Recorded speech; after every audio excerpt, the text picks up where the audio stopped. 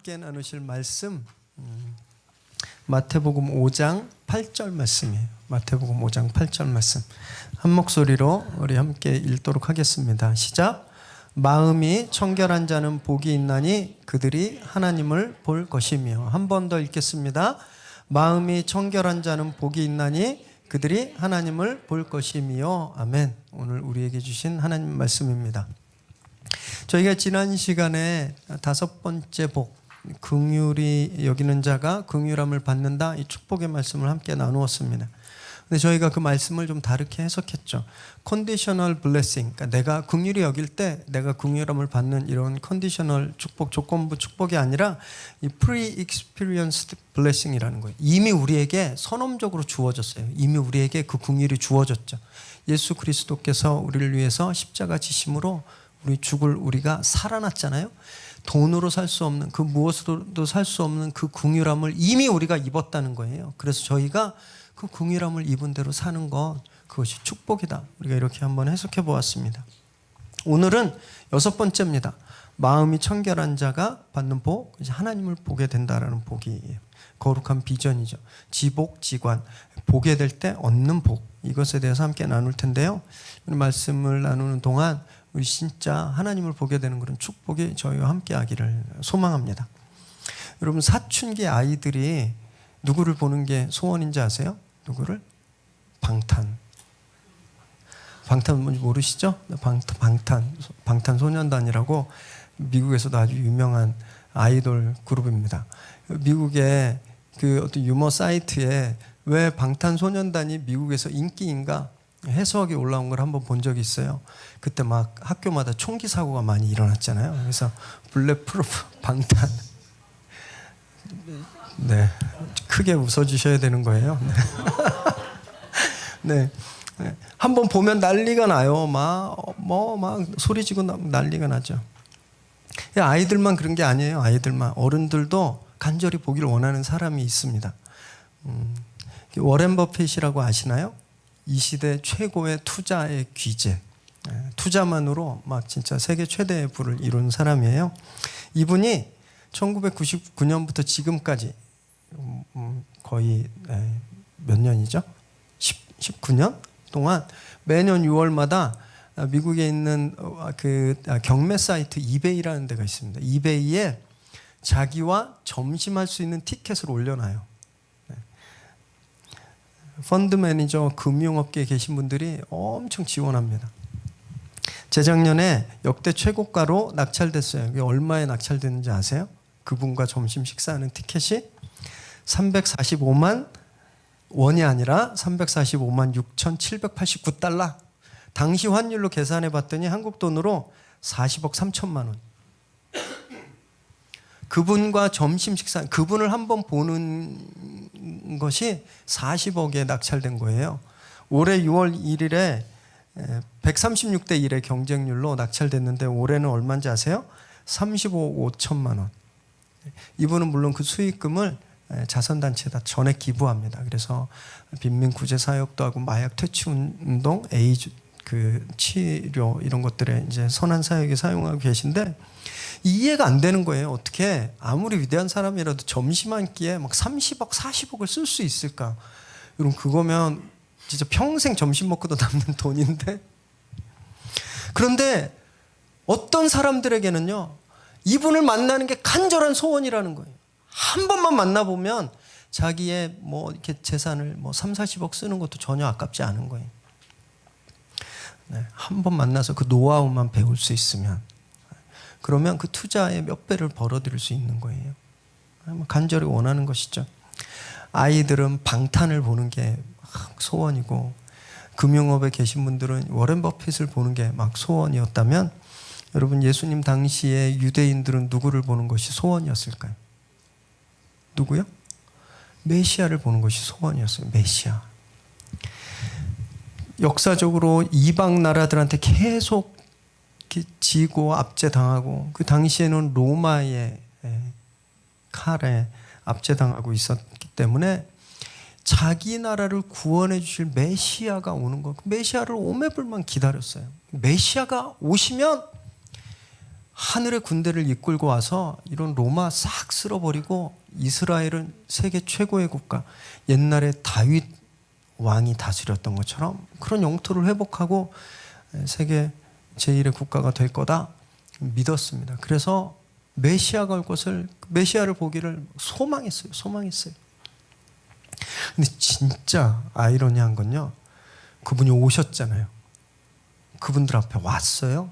그렇게 보고 싶었던 메시아가 자기들 눈앞에 딱 나타났는데 알아보는 사람이 없었다라는 거예요. 알아보는 사람이 없었어요. 심지어 예수님이 그 사람들 앞에서 기적을 베풀었잖아요. 빵 쪼가리 몇 개로 수천 명을 먹이고, 눈을 뜨게 하고, 심지어 죽은 사람도 살렸어요. 그런데 그분이 메시아라는 것을 알아보지 못했다라는 겁니다. 눈은 있었는데 마음의 눈이 닫혀 있었던 거예요. 눈은 있었는데 마음의 눈이 머니까 메시아가 오셨는데, 그렇게 보고 싶었던 메시아가 오셨는데 그분이 메시아인 줄 몰랐다는 거예요. 그래서 그들에게 오늘 6번째 복의 말씀은 축복보다는 굉장히 충격적인 메시지였습니다. 오늘 말씀 한 번 더 읽으실까요? 시작. 마음이 청결한 자는 복이 있나니 그들이 하나님을 볼 것이며. 도저히 이해할 수가 없는 말씀이었어요. 왜냐하면 하나님을 본다는 건 축복이 아니었어요. 그들은 메시아를 보기 원했지 하나님을 보려고 했던 것이 아니에요. 왜 그럴까? 출애굽기 33장 20절 함께 읽습니다. 시작. 또 이르시되 내 얼굴을 보지 못하리니 나를 보고 살 자가 없으며. 하나님 모세에게 하신 말씀이에요. 심지어 모세에게 네가 내 얼굴 보면 어떻게 된다고요? 죽는 거예요. 하나님의 얼굴을 보면 죽는 거였어요. 그렇기 때문에 유대인들은 메시아는 보고 싶었지만 하나님의 얼굴은 보고 싶지 않았어요. 보면 죽으니까. 그래서요, 이 하나님의 이름도 함부로 쓰지 않았습니다. 하나님의 이름도. 그래서 성경을 이렇게 쓰다가 하나님이란 이름이 딱 나오면 볼펜을 탁 꺾고 막 목욕을 하고 다시 새 펜을 갖다가 쓰는 거예요. 그것도 하나님이란 이름을 함부로 쓸 수가 없어서 26가지 명칭으로 성경에 써놓은 거예요. 이 거룩한 이름을 쓰다가 죽을까 봐. 아시겠죠? 그랬는데 하나님을 보는 게 축복이겠습니까? 축복이 아니에요. 심지어는 그래서 성막이나 성전에도 하나님을 볼 수 없게 두꺼운 커튼으로 가려놓았잖아요. 지성소와 다른 곳을 막아놨습니다. 볼 수 없었어요. 보면 죽으니까. 그 안에는 오직 특별한 사람, 대제사장만 들어갈 수 있는데 이 대제사장도요, 들어갈 때마다 죽음을 각오해야 됐습니다. 레위기 16장 2절 말씀 함께 읽을까요? 시작. 여호와께서 모세에게 이르시되 내 형 아론에게 이르라. 성소에 휘장한 법궤 위 속죄소 앞에 아무 때나 들어오지 말라. 그리하면 죽지 않도록 하라. 이는 내가 구름 가운데에서 속죄소 위에 나타납니다. 아론에게, 대제사장에게 명령하신 거예요. 너 여기 함부로 들어오지 마. 들어오면 어떻게 된다고요? 죽는 거였어요. 들어갈 수 있는 자격이 있었던 대제사장도 함부로 아무 때나 들어갈 수 없었습니다. 그럼 죽는 거예요. 오직 1년에 단 한 번 속죄일 7월 10일에만 들어갈 수 있었어요. 그런데 그때도 자유롭게 들어갔나요? 아니에요. 발에 끈을 묶었습니다. 그래서 끈을 길게 늘여서 한쪽 끝은 발목에 묶고 한쪽 끝은 밖에 놔뒀어요. 그리고 제사장이 입는 옷 아래 방울이 달려 있었어요. 그래서 걸어다니면 방울이 찰랑찰랑 소리가 나니까 저분이 아직 살아있구나 밖에서 알았던 거예요. 그런데 어느 순간 방울 소리가 안 들려요? 그럼 죽은 거예요. 밖에서 끈으로 당겨야 됐습니다. 아시겠죠? 하나님을 보는 것이 이렇게 두려운 것이었어요. 절대 축복이 아니었다는 겁니다. 절대 축복이 아니에요. 그래서 오늘 주님이 주시는 축복의 말씀은 이들에게 굉장히 충격이었어요. 하나님을 보는데 너희가 이제 죽지 않아. 이 이해가 안 되는 것이죠.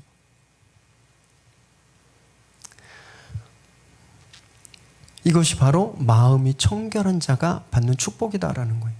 마음이 청결하면 어떤 축복이 있냐면 하나님을 봐도 더 이상 죽지 않는 거예요. 그러면 마음이 청결하다는 게 무슨 뜻일까요? 마음이 청결하다는 게 막 잡생각이 없는 상태예요. 백지처럼 막 하얀, 저처럼 막 이렇게 크리스탈 같은 이런 이렇게 순진하고 그런 마음일까요? 네, 웃지 마세요.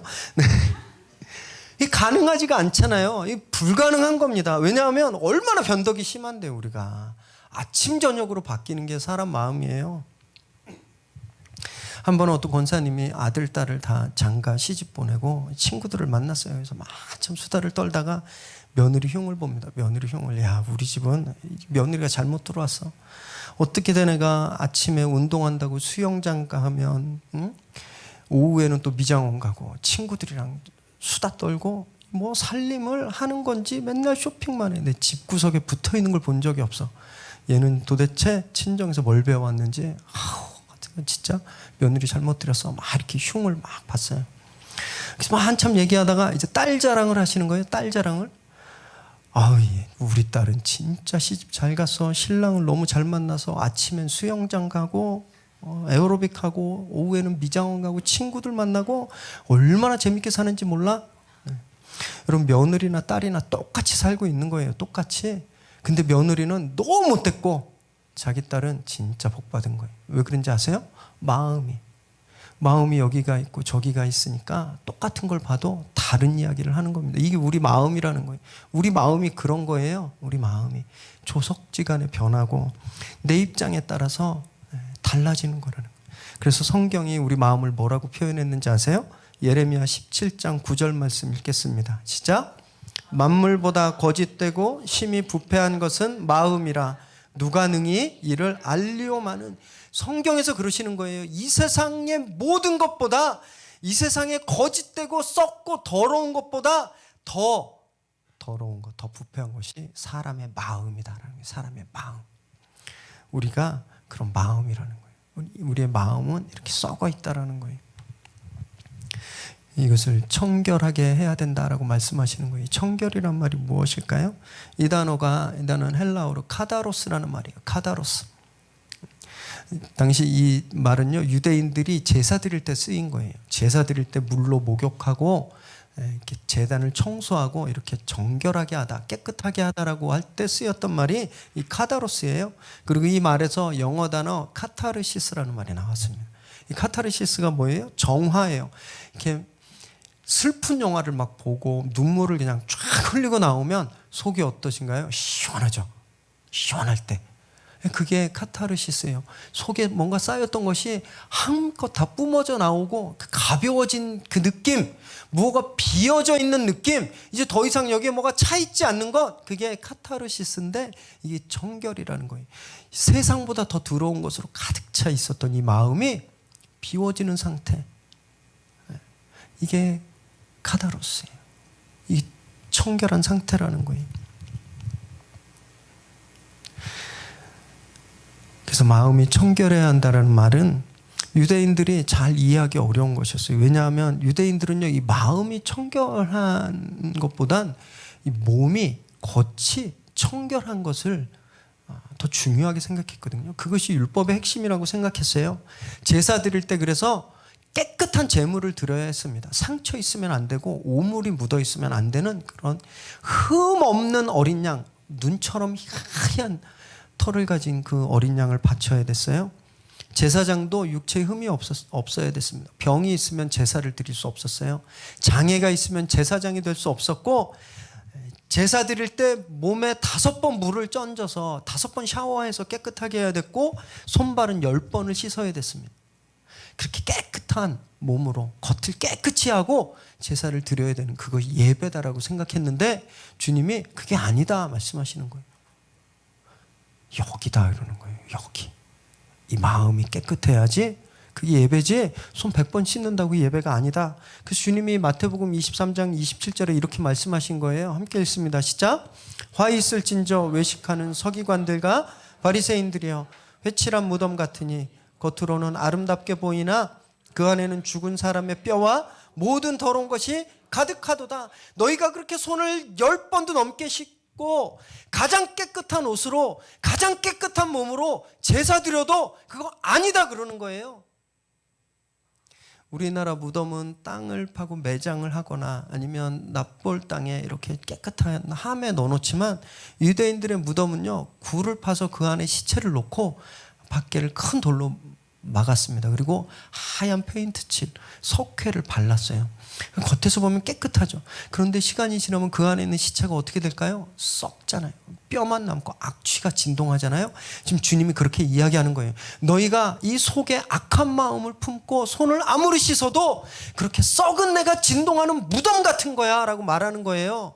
쓰레기통을 아무리 보석으로 치장해도 쓰레기통인 것처럼 너희 예배는 예배가 아니야. 그래서 주님이 이렇게 말씀하셨어요. 우리를 더럽게 하는 것, 우리를 망치는 것은 겉에 묻는 게 아니에요. 밖에 있는 것이 아니라 이 속에 있는 것이다. 마가복음 7장 15, 16절 이렇게 말씀하셨는데 읽겠습니다. 시작. 무엇이든지 밖에서 사람에게로 들어가는 것은 능히 사람을 더럽게 하지 못하되 사람 안에서 나오는 것이 사람을 더럽게 하는 것이니라 하시고, 네. 밖에 있는 것, 그것이 우리를 망치는 것이 아니라 우리 안에 있는, 이 마음 안에 있는 그 더러움, 이 세상의 모든 것보다 더 부패한 것, 그것이 우리를 망친다라는 거예요. 깨끗함의 기준을 바꿔야 돼요. 깨끗함의 기준을. 제가 시카고에 있을 때요, 한 번은 주일날 교회를 가는데 샤워도 하고 머리도 잘 만지고 그날따라 또 세탁소에 드라이 클리닝 준 옷을 찾아서 입었어요. 차를 운전해 갔는데 비가 막 오기 시작하는 거예요. 비가. 시카고도 비가 오면 장난 아닙니다. 진짜 뭐 이렇게 양동이로 들이붓듯이 앞이 안 보여요. 아무리 그 와이퍼를 막 틀어도 안 보여요. 막 그렇게 비가 쏟아지는데 마음이 좀 불편해지기 시작하는 거예요. 또 비에 젖으니까 또 신발도 젖고, 그래서 마음이 불편해서 교회에 도착했는데 교회 건물 앞에 가까이 있는 주차장은 이미 차들이 막 다 서 있어요. 그래서 주차할 곳이 그 옆에 잔디밭 있는 쪽에만 주차할 수가 있어서 그것도 짜증이 나는 거예요. 비 오는 날 젖은 잔디밭을 밟아보셨나요? 진짜 여러 가지 불쾌한 일이 일어나는데, 차를 세우고 한 걸음 두 걸음 딱 걸었는데 발이 푹 빠지는 거예요. 구두 아래로, 구두 안으로 진흙이 들어가고 막 바지에도 막 묻고. 그날 드라이 클리닝해서 처음 입은 옷이고 예배도 드려야 되는데 신발이 그렇게 돼버리니까 짜증이 확 나는 거예요. 계속 이렇게 털고 들어가서 예배 드리는데 계속 불쾌한 거예요. 막 젖은 게 너무 싫고 들어오진 신발이 계속 마음이 쓰여가지고 예배 집중이 안 되는 거예요. 예배 드리기가 너무 어려웠어요. 근데 그 순간 제 안에 이상한 생각이 드는 거예요. 내가 지금 이 더러워진 신발 때문에 예배 드리는 게 이렇게 힘들어 하고 있는데, 나는 한 번이라도 내 마음에 있는 욕심, 못된 생각, 교만 이런 것 때문에 예배 드리는 게 힘들어 본 적이 있었을까? 이런 생각이 탁 드는 거예요. 겉모습은 깨끗이 하면서 예배 왔는데 이 속마음, 내 안에 있는 이 마음을 정결하게 하면서 예배 드려본 적이 별로 없다는 걸 깨닫게 됐어요. 제가 충격받았습니다. 왜냐하면 저는 성경 볼 때마다 바리새인들, 요 서기관들, 요 못된 사람들, 겉은 깨끗한데 속은 썩어 문드러져 있는 이 나쁜 사람들, 이렇게 정죄했는데 실제 제가 그랬다는 거예요. 겉모습은 깨끗이 하고 예배 왔는데 이 안에는 아직도 분노와 화와 죄와 욕심과 교만이 있은 채 그대로 예배 나오고 있었던 저를, 그게 예배 드리는데 하나도 불편하지 않았던 저를 발견하게 됐습니다. 그래서 이 말씀이 진짜 달라 보이게 됐어요. 마태복음 5장 23절 24절 읽을까요? 시작. 그러므로 예물을 제단에 드리려다가 거기서 내 형제에게 원망 들을 만한 일이 있는 것이 생각나거든 예물을 제단 앞에 두고 먼저 가서 형제와 화목하고 그 후에 와서 예물을 드리라. 예배 드리러 올 때 내 마음에 더러운 것이 있다면 즉시 멈추라는 거예요. 그리고 그거 해결하고 오라는 거예요. 그거 해결하지 않으면 주님이 예배 안 받으신다는 말이에요. 굉장히 두려운 말씀. 이 말씀이 새롭게 저에게 다가왔어요. 우리도 그렇지 않나요? 예배 오면서 누구를 미워하는 마음 가지고 오잖아요. 그렇죠? 거짓된 마음 가지고 오잖아요. 그렇게 그러면서 치장하고 깨끗이 하고 좋은 옷 꺼내 입고 오는 건 꼭 이런 바리새인 같은 거라는 거예요. 하나님 안 받으신다는 거예요. 우리 마음이 정결하지 못하면 그 순간 예배를 멈추라 하는 거예요. 그리고 그걸 해결받아라는 거예요. 그래야 예배를 받으신다는 거예요. 너무 무서운 말씀이에요. 저희가 1년에 평균 52번 주일 예배를 드리고 저희 교회 같은 경우는 한 40회 정도 커피 브레이크로 모임을 갖죠. 그리고 새벽 예배는 한 240번 드립니다. 도합 1년에 한 300번 이상의 예배 그리고 모임에 참석하는 거예요. 그 중에 몇 번이나 우리가 정결한 마음으로 하나님이 받으실 만한 예배를 드렸을까요? 하나님이 300번이 넘는 예배 중에 나의 예배를 기뻐서 받으셨던 적이 몇 번이나 있었을까요? 한번 생각해 보세요. 며칠 전에 부부싸움 했는데 아직도 화나신 분, 아직 화해 안 하신 분 계시죠? 속썩이는 아들이 딸이 미워서 한 대 탁 때리면 너 나가버려 막 이랬는데 아직 용서 안 한 우리 부모님들 계시잖아요. 친구한테 거짓말했는데 아직 잘못했다고 사과하지 못한 분, 진짜 미워하는데 겉으로는 웃으면서 축복합니다 이런 위선들, 조금이라도 손해 안 보려고 거래처에게 모질게 대하고 거짓말도 하셨던, 아니면 어제 마트 가서 혹시 일하는 분에게 막말하고 무시하고 그러지 않았나요? 오늘 교회 오시면서 아파트 경비원에게 갑질하지 않으셨어요? 이 더운 날 택배하시는 분들 함부로 대한 적은 없나요? 저희들이 그런 마음을 그대로 가지고 이 예배에 나온다는 거예요. 저는 더 두렵습니다. 말씀을 선포해야 되는 사람이잖아요. 하나님 말씀을 전해야 되는 사람이잖아요. 근데 저를 볼 때 너무 죄스러운 거예요. 말씀을 들고 서는 게 너무 두려워요. 그런데 진짜 더 무섭고 소름 끼치는 일이 지금 일어나고 있다는 거예요. 너무 참담했는데 지난주에 9개월 동안 이렇게 끌러왔던 명일동의 한 대형교회 세습이 이제 교단의 재판국에서 세습 합법이다 이런 재판이 났습니다. 재판 났어요. 지금 교계에서는요 그 재판을 두고 제2의 신사참배다 이렇게 이야기합니다. 제2의 신사참배다. 저는 아니다고 생각해요. 그거보다 훨씬 더 참담한 일이라고 생각합니다. 신사참배는요 총칼이라도 있었어요. 그거 안 하면 죽인다니까, 연약하니까 죽기 싫어서 억지로 한 사람들이 있었거든요. 그런데 이 재판은요 자의로 했습니다. 자원에서 만몬에 무릎 꿇은 거예요. 여러분 이건 신사참배보다 더 치욕스러운 일인 거예요. 지금 그렇게 세습을 완성한 교회도 지금 이 시간 예배드리고 있을 거거든요. 그 세습에 옳다라고 찬성했던, 표를 던졌던, 그 재판했던 그 목사들 교회도 지금 예배드리고 있을 거예요. 그런데 그들이 지금 그곳에서 하나님이 하셨습니다, 하나님이 승리 주셨습니다, 우리가 승리했습니다, 이렇게 하나님께 예배드리고 있을 걸 생각해 보세요. 소름 돋지 않으세요? 마음은 온통 부패하고 썩어 있는데, 그래서 막 썩은 내가 진동하는데 겉으로는 최고의 건물에서 최고의 악기와 시스템으로 예배드리고 있는 그 모습은 진짜 너무너무 상상하기도 싫습니다. 영적인 사이코패스예요.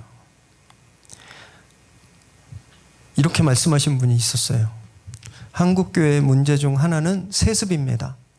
엄청난 부와 권세를 가진 대형교회가 왕실처럼 대를 이어가려는데 문제가 있습니다. 대를 이어 자식에게까지 물려주는 것은 옳은 일이 아닙니다. 누가 하신 말씀인지 아세요? 이번에 세습한 바로 그 아버지 목사님이 2001년 4월 19일에 하신 말씀이에요. 이때 이 마음을 계속 지켰다면 이렇게 참담한 일이 일어나지 않았을 텐데, 그 마음을 계속 지키고 은퇴하시고 그렇게 떠나셨다면 진짜 주기철 목사님이나 한경직 목사님처럼 한국 교회가 막 기억하는 한국 교회 역사의 큰 리더로 그렇게 남으셨을 텐데 그 마음을 지키지 못한 거예요. 너무 안타깝고 막 화가 납니다. 성경이 우리에게 하신 말씀이 이런 말씀이에요. 잠언 4장 23절 함께 읽습니다. 시작. 모든 지킬 만한 것 중에 더욱 내 마음을 지키라. 생명의 근원이 이에서 남이니라. 성경이 우리의 마음을 지키라고 한 거예요. 마음. 저 너무너무 두려워요. 위례 새로운 교회가 이제 부흥할 거거든요. 우리도 이제 부흥하고 또 이름도 나고 유명해지고 주목받게 될 거예요. 그러면 우리가 마음을 못 지킬까 봐 그게 너무 두렵습니다. 교만해지고 욕심이 생겨서 우리가 마음을 지키지 않고 돈을 지키고 건물을 지키고 명성을 지키게 될까 봐 그게 너무너무 두려운 거예요. 너무너무. 사랑하는 여러분, 지금 우리가 하나님 앞에 가지고 있는 마음이 있죠. 이웃을 섬기는 교회가 되겠습니다. 나누는 교회가 되겠습니다. 서로 기뻐하고 주님을 증거하는 교회가 되겠습니다. 이 마음이 있잖아요. 우리가 이걸 지켜야 하는 겁니다. 이걸 지키기 위해서 서로 격려하고 또 채찍질 해야 되는 거예요. 그래야 치욕스러운 상황을 경험하지 않게 됩니다. 그러면 마음을 어떻게 지킬 수 있을까? 이거 어떻게 지켜야 돼요? 우리가 계획표 짜야 되나요? 마음 지키기 5주년 계획, 10년 계획 이런 거 짜야 되나요? 마음은요, 보혈로 지켜지는 거예요. 보혈로. 히브리서 10장 19절에서 22절 말씀 함께 읽습니다. 시작. 그러므로 형제들아, 우리가 예수의 피를 힘입어 성소에 들어갈 담력을 얻었나니 그 길은 우리를 위하여 휘장 가운데로 열어놓으신 새로운 살 길이요, 휘장은 곧 그의 육체니라. 또 하나님의 집 다스리는 큰 제사장이 계심에 우리가 마음의 뿌림을 받아 악한 양심으로부터 벗어나고 몸은 맑은 물로 씻음을 받았으니 참 마음과 온전한 믿음으로 하나님께 나아가자.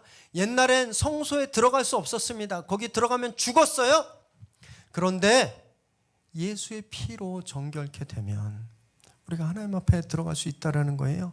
보혈로 우리가 영적인 카다로스, 정결을 경험하게 되는 겁니다. 이것이 유일한 방법인 거예요. 우리가 보혈을 통과할 때 그때까지 감추어져 있던 그 비밀의 방, 그 지성소에 들어갈 수 있고 대제사장의 찢기신 몸, 거기서 흘러나온 보혈이 우리에게 뿌려질 때 우리의 악한 마음이 정결케 되고 고쳐지고 그래서 하나님을 보게 되는 거예요. 이것이 하나님을 봐도 죽지 않는 그 축복이라는 거예요. 구약의 선지자 스가랴도 이렇게 예언했어요. 스가랴서 13장 1절 읽겠습니다. 시작. 그날에 죄와 더러움을 씻는 셈이 다윗의 족속과 예루살렘 주민을 위하여 열리리라. 그날에 우리를 정결케 하는 그 보혈의 셈이 우리를 위해서 열린다. 십자가에서 부어진 그 보혈에 우리의 마음이 담기면 우리가 정결케 되는 겁니다. 그때 우리 마음을 지킬 수 있는 거예요. 그때 하나님을 보게 된다라는 거예요. 여기 하나님을 보다라는 이 보다라는 단어가 호라오라는 말입니다. 호라오. 이건요, 눈으로 보는 seeing, watching 이게 아니에요. 우리나라 표현에도 있는데 먹어보다 이런 말 있죠. 만져보다, 느껴보다. 제가 미국에서 외국인들한테 한글 가르쳐 줄 때 외국인들이 진짜 헷갈리는 게 이런 표현이에요. 뭐 어떻게 먹는데 봐? 눈으로 먹어? 막 이렇게 얘기해요. 또 막 이들이 막 소름 끼치는 그런 거 있죠. 할머니 뼈 해장국, 할머니 뼈로 해장국.